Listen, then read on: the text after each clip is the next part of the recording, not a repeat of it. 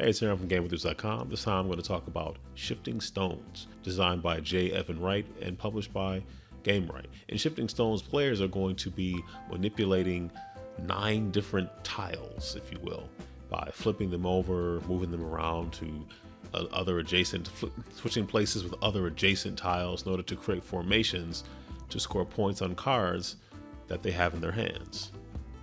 Sounds simple enough, but is it? Let me show you how it plays. Okay, this is what a setup in Shifting Stones might look like for 2 players. Each player would get 4 different cards, and the cards are going to have certain layouts to score points. The numbers on the top of every card are the points you will get for completing those cards. In a 2-player game, the game ends when somebody collects their 10th card.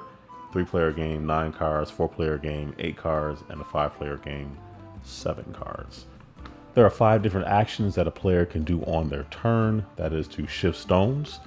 Also, the cards are face up for demonstrative purposes. Normally, you would keep these cards concealed and to yourself. One of the actions a player can take is to shift stones, which require you to discard a card and then switch any 2 adjacent tiles, orthogonally adjacent, not diagonally. You couldn't switch these two. You get the idea. Only orthogonal, up, down, left, right. Flip a stone, discard a card, and flip a tile over. And if you look on the player guide, you can see which ones are on the opposite side. So yellow and black, orange and red, purple and is that teal?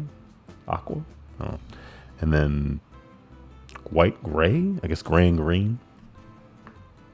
Also, the player who most recently read a book would take the darker background player guide, and they would go first, and then play would move to the left.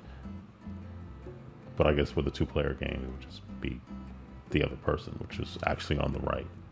What does life even mean? Anyway, another action you can take is to score a card, meaning reveal a card from your hand that matches the pattern of the tile grid, and you place that face up in front of you, the card that you scored. At the end of your turn, you would draw back up to 4 cards. You can also skip your turn entirely, which means that you would draw 2 cards from the deck. However, you cannot skip twice in a row.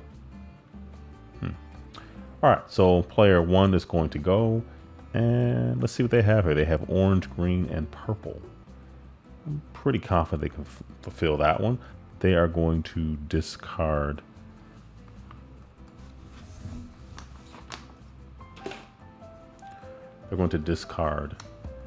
a card, which will enable them to switch these 2 cards. Also, another point is you can take as many actions as you have the cards to do so. So long as you have cards to discard or to keep scoring cards, you can keep doing it. You can take as many actions as you have the resources with which to do it. So that means that they score this one for 3 whole points. All right, let's see what else they can do here. Probably not a whole lot. They just have these 2 left.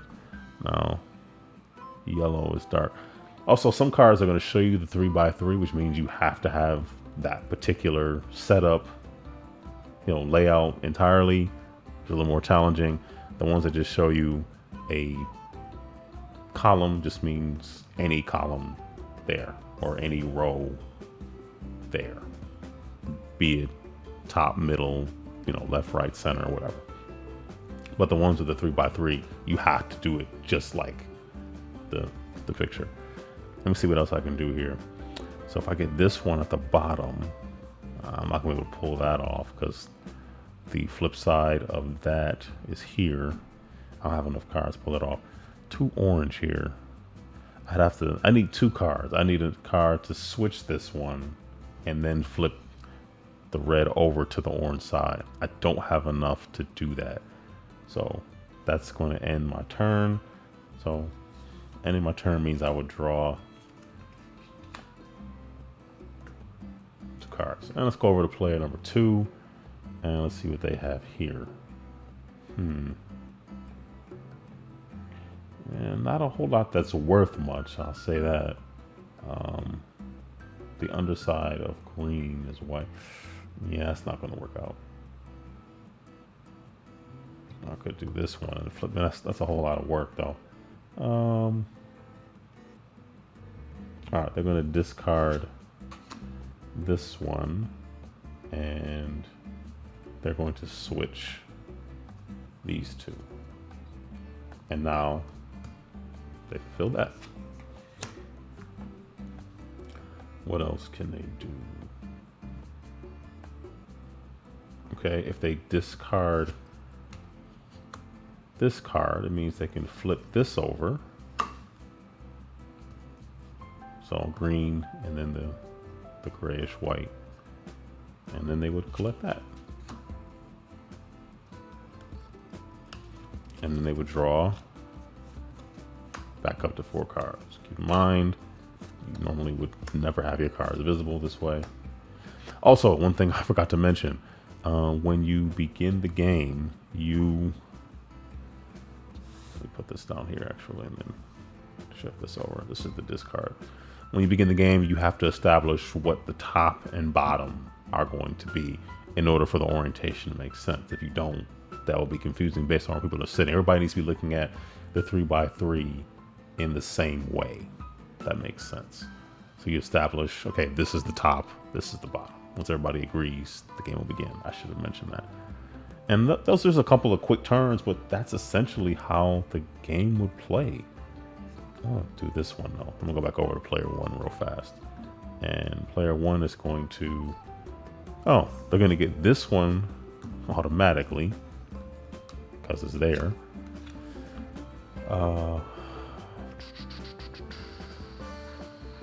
Okay, they're going to discard this one. Okay, does that make sense? Yeah, they're going to discard this one, and that means they're going to switch these two. Oh man, I wish okay, if I flip this over, I could automatically get this one too, but that's okay. So they're going to discard, when I put this over here, oops. Discard that, flip this over, orange and orange, and then boom. There you go. So player 1 already has 3 cards, player 2 has 2, and in a 2-player game, once someone has 10 cards, I believe you would finish out the rounds where everybody has an equal number of turns, and then whoever has the most points added up, not just cards, the most points on them, would win the game. And that is how Shifting Stones plays.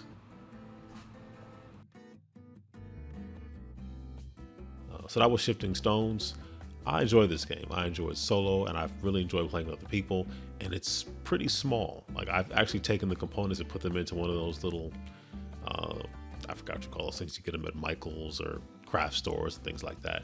And you can you can fit all the components really into a small little box. It's even smaller than the one it comes in. And it's a really fun on-the-go game. And it's really a puzzle. It's mechanically, it is simple, and that's completely fine, because the sequencing that you're going to have to do to accomplish some of those even harder cards, earn 4 or 5 points, are worth it. And when things seem like you'll never get to that point where some of those higher value cards are going to be attainable, because if you're playing multiplayer, other players are going to be manipulating things as well. So what seems impossible can definitely become possible. I feel like I said that before. Maybe I did. Anyway. That's kind of game where if you see it, you'll have an idea of whether or not it's something that's enjoyable to you. And when I played it for the first time, I really liked it. I got it and continue to like it. So yeah, Shifting Stones is a fun game. I recommend it. So this can do it for me. Thank you for watching. Take care, stay safe, and be blessed.